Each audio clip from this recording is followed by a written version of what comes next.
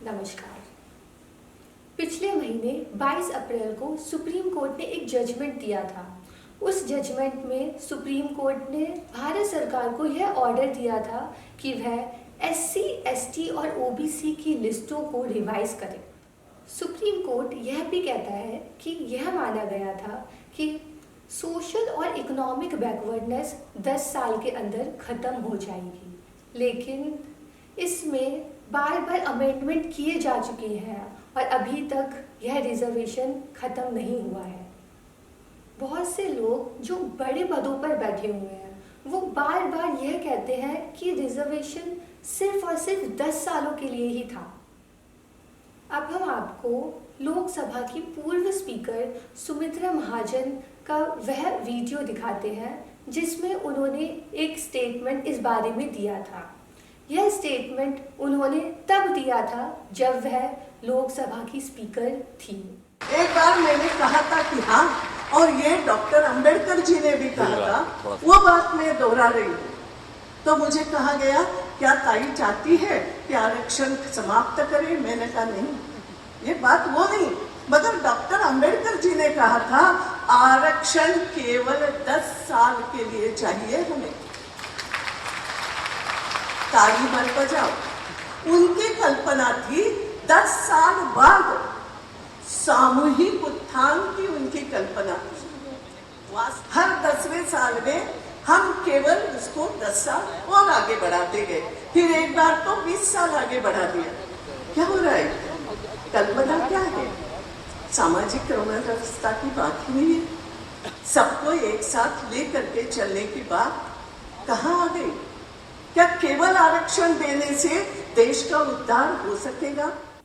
आज हम आपको इस वीडियो के माध्यम से यह बताएंगे कि क्या यह रिजर्वेशन सिर्फ और सिर्फ 10 सालों के लिए ही था। संविधान में रिजर्वेशन को 3 ब्रॉड कैटेगरीज में बांटा गया है। First, political reservation, second, public employment में रिजर्वेशन और थर्ड, एजुकेशनल इंस्टीट्यूशंस में एडमिशंस को लेकर रिजर्वेशन। पॉलिटिकल रिजर्वेशन को 4 सब कैटेगरीज में बांटा जा सकता है। नंबर 1, लोकसभा की सीटों पर reservation. Number 2, state legislative assembly की सीटों पर रिजर्वेशन। ये दोनों ही एससी और एसटी को मिलते हैं। नंबर 3, म्यूनिसिपैलिटीज की सीटों पर रिजर्वेशन। और नंबर 4, ग्राम पंचायत की सीटों पर भी रिजर्वेशन है। इन दोनों सीटों पर रिजर्वेशन एससी एसटी के अलावा विमेन को भी मिलते हैं। दूसरी ब्रॉड कैटेगरी जो कि पब्लिक एम्प्लॉयमेंट है, उसको हम 3 सब कैटेगरीज में डिवाइड कर सकते हैं।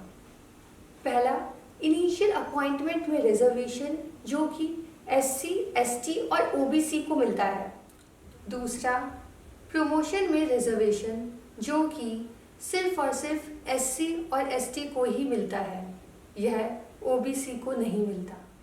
और तीसरा, आर्थिक आधार पर रिजर्वेशन जो कि सिर्फ और सिर्फ जनरल कैटेगरी को ही मिलता है।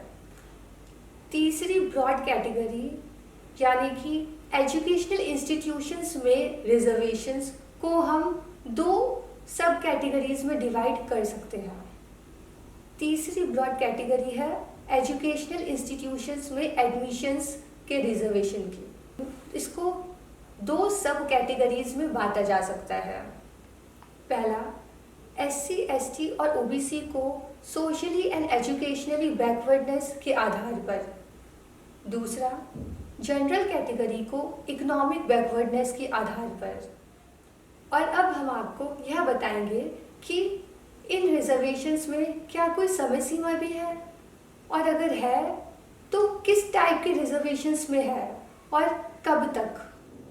संविधान के आर्टिकल 334 में रिजर्वेशन की समय सीमा के बारे में बताया है। यह समय सीमा सिर्फ और सिर्फ पॉलिटिकल रिजर्वेशन के लिए ही दी है और किसी और रिजर्वेशन के लिए नहीं दी। और ये पॉलिटिकल रिजर्वेशन भी सिर्फ और सिर्फ 10 साल के लिए ही है, लेकिन इस समय सीमा को हर 10 साल बाद और 10 साल के लिए आगे बढ़ा दिया जाता है। अभी भी कुछ समय पहले मोदी सरकार ने इस समय सीमा को आगे और 10 सालों के लिए बढ़ा दिया है। बहुत से लोग यह कहते हैं कि रिजर्वेशन सिर्फ और सिर्फ 10 सालों के लिए था, लेकिन वह इस बात को क्लियर नहीं करते हैं कि वह पॉलिटिकल रिजर्वेशन की बात कर रहे हैं या फिर और भी रिजर्वेशंस की बात कर रहे हैं। इससे देश में भ्रम फैलता है और सुप्रीम कोर्ट ने भी अपने जजमेंट में इस मामले में कंफ्यूजन क्रिएट कर दिया है। उसने भी अपने इस जजमेंट में यह नहीं बताया है कि वह पॉलिटिकल रिजर्वेशन की बात कर रहा है। इसमें कोई भी डाउट नहीं है कि सिर्फ और सिर्फ पॉलिटिकल रिजर्वेशन ही 10 सालों के लिए था और कोई और रिजर्वेशन यानी कि रिजर्वेशन एजुकेशनल इंस्टीट्यूशंस में एडमिशन्स को लेकर और पब्लिक एम्प्लॉयमेंट में रिजर्वेशन की कोई समय सीमा नहीं दे रखी है। इसीलिए पब्लिक एम्प्लॉयमेंट में और एजुकेशनल इंस्टीट्यूशंस में रिजर्वेशन दिया जाता रहेगा जब तक कि बैकवर्डनेस और अनटचेबिलिटी खत्म नहीं हो जाती। Thank you.